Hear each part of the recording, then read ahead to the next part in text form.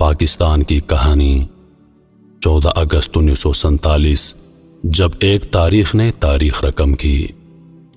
برصغیر پاک و ہند کی آزادی 15 اگست 1947 کو مقرر کی گئی تھی، لیکن فی الحقیقت پاکستان کو آزادی ایک روز پہلے 14 اگست کو مل گئی، کیونکہ وائسرائے ہند لارڈ ماؤنٹ بیٹن کو نئی دلی میں آدھی رات کو انڈیا کی آزادی کے رسومات میں شریک ہونا تھا۔ اقتدار کی منتقلی کراچی کی ایک تقریب میں 14 اگست کو ہو گئی تھی، لیکن پاکستان کے ریڈیو اسٹیشن رات کے 11:30 بجے تک یہی اعلان کرتے رہے کہ یہ آل انڈیا ریڈیو ہے، جبکہ پوری قوم بے چینی سے خصوصی ٹرانسمیشن کا انتظار کر رہی تھی۔ اس وقت پاک و ہند کے گلی محلوں میں آگ کے شعلے بلند ہو رہے تھے، فائرنگ ہو رہی تھی، خنجر زنی جاری تھی اور تیزاب کی بوتلیں بھر بھر کر ایک دوسرے پر پھینکی جا رہی تھیں۔ پاکستان پیدل آنے والے قافلوں اور ٹرین میں آنے والے لوگوں کو راستے میں ہی روک روک کر گروہ در گروہ قتل کیا جا رہا تھا۔ مسلمان اپنی پاک سرزمین کی جانب ہجرت کے لیے کوشاں تھے۔ لاکھوں قربانیوں کا مظہر پاکستان، جس کی جانب لوگ اپنے اہل و عیال اور معمولی ساز و سامان لیے رواں دواں تھے، لیکن یہ سفر ہجرت بھی لاکھوں صدمے دے گیا۔ ہر قدم پر قتل عام کا ڈر، بھیڑ اور رش میں نہ جانے کتنے جوانوں نے اپنے بوڑھے ماں باپ کھو دیے، کتنے ہی ماں باپ کے لختے جگر ان کے سامنے بچھڑ گئے اور کتنی ہی بہنوں کو عصمت زنی کا نشانہ بنایا گیا۔ آج بھی داستانیں زندہ ہیں۔ بہت سے ایسے لوگ بھی ہیں جنہوں نے آزادی کے قافلوں میں لاوارث بچوں کو پایا اور پھر اپنی اولاد کی طرح ان کی پرورش کی۔ کسی کو کسی کی کچھ خبر نہ تھی، بس فکر تھی تو خود کو ہندوؤں سے بچانے کی، اپنے وطن کی مٹی پر جلد از جلد قدم رکھنے کی۔ ایسے سنگین حالات میں ریڈیو کے سوا ملک میں کوئی اور ذریعہ نہ تھا جس سے پاکستان کے قیام اور آزادی کا باقاعدہ اعلان کیا جا سکتا۔ اس وقت پاکستان میں صرف 3 ریڈیو اسٹیشن تھے، لاہور، کراچی اور پشاور۔ 14 اگست کی رات ٹھیک 11 بجے لاہور ریڈیو اسٹیشن نے تاریخ میں آخری مرتبہ اپنے ٹرانسمیشن میں یہ اعلان کیا کہ یہ آل انڈیا ریڈیو ہے۔ 50 منٹ بعد جب 12 بجنے میں 10 منٹ باقی رہ گئے تو پاکستان کی اپنی عبوری دھن ہوا میں لہرانے لگی۔ یہ دھن پاکستان کے عظیم نغمہ نواز خورشید انور نے بنائی تھی۔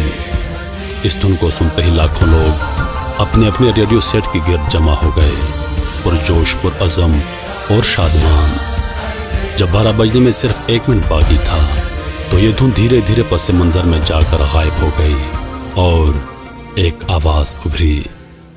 اب سے کچھ دیر بعد پاکستان کی آزاد اور خود مختار مملکت وجود میں آنے والی ہے۔ پھر ریڈیو پر کلاک کی ٹک ٹک کی آواز بلند ہونے لگی۔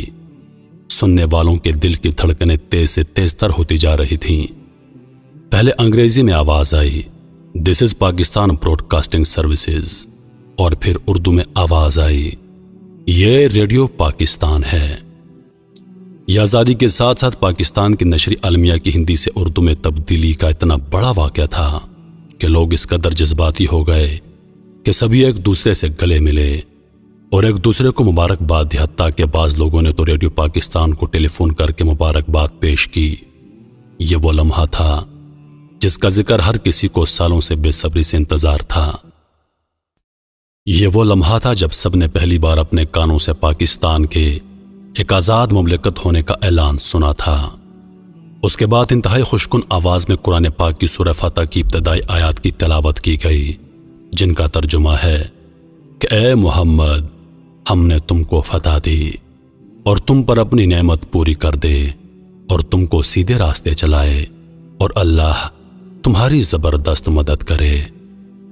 اس طرح پاکستان وجود میں آیا۔ میرے محترم عزیز دوستو، ہم لوگ ہمیشہ یہ شکوہ کرتے ہیں، یہ گلہ کرتے ہیں کہ پاکستان نے ہمیں کیا دیا۔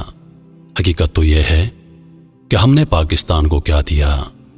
پاکستان نے ہم کو آزادی دی، ہمیں آزادی کے ساتھ سانس لینے کا موقع دیا۔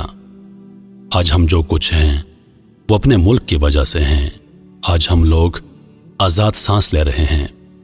غلامی کیا ہوتی ہے اور آزادی کیا ہوتی ہے، یا آپ ان لوگوں سے پوچھئے جو غلامی کی زندگی بسر کر رہے ہیں۔